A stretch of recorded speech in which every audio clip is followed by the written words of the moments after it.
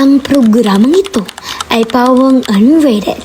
Ang mga chika at talakay ng inyong mga host ay hindi nagre-reflect sa buong konteksto ng aming site.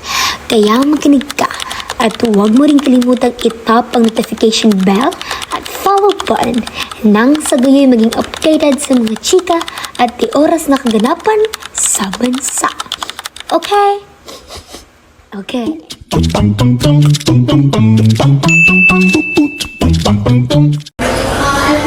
Magandang araw at andito kayong makikinig sa The Oras Podcast at kami yung mga host. Ako si Giozenia Abad. At ako naman si Sir Ember B. Magbuto.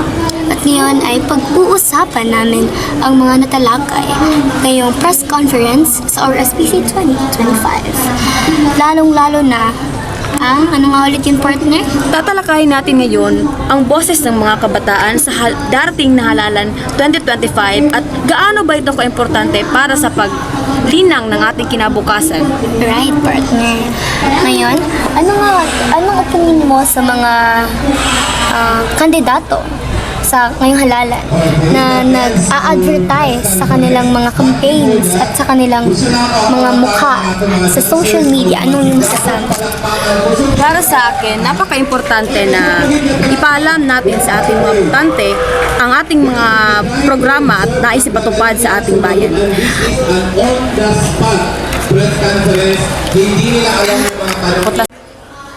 Magandang araw at andito kayong makikinig sa The Oras Podcast at kami yung mga host. Ako si Giozenia Abad. At ako naman si Sir Ember B. Magbuto.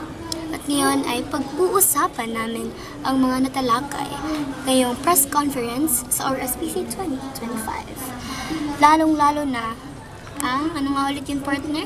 Tatalakayin natin ngayon ang boses ng mga kabataan sa darating na halalan 2025 at gaano ba ito kaimportante para sa paglinang ng ating kinabukasan. Right, partner. Ngayon, anong opinion mo sa mga kandidato sa ngayong halalan na nag-a-advertise sa kanilang mga campaigns at sa kanilang mga mukha sa social media? Anong yung masasabi? Para sa akin, napaka-importante na ipaalam natin sa ating mga botante ang ating mga programa at nais ipatupad sa ating bayan.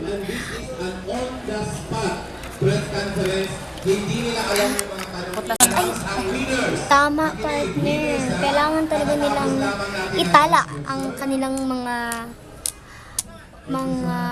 credentials, yung tinatawag natin credentials, diba?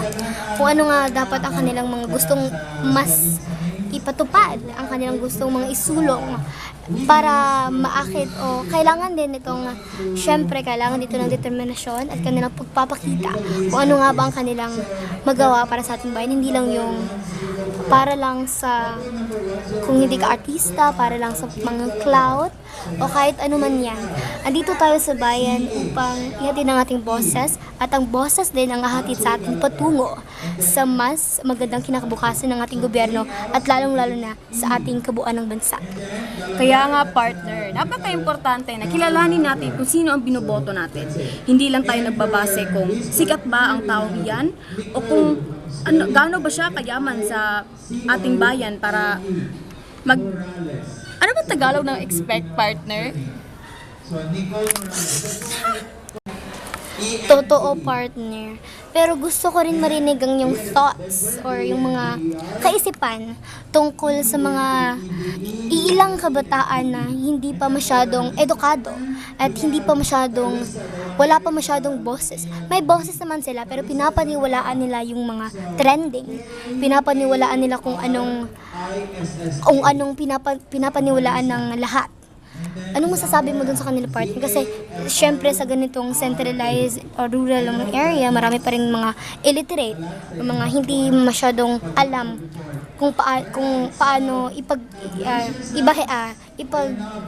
i-differentiate ang fake news, yung mga pekeng balita at sa mga real na balita. Kaya naman, anong mga masasabi mo sa mga batang kailangan talaga malinang when it comes to literacy, media literacy, para hindi rin sila sa media literacy para hindi lang sila ma-impluwensyahan ng kahit sino man, kahit ito man ay balakid at ito man ay hindi katotohanan. Oo nga, partner. Kaya nga para sa akin, napaka-importante na i-expressar natin ang ating sarili sa darating na halalan at lalo na sa mga kabataan kasi tayo naman ang Pag-asa ng bayan. tayo naman ang may hawak ng ating kinabukasan. Ang boto natin ngayon ay may malaking impact para sa ating future.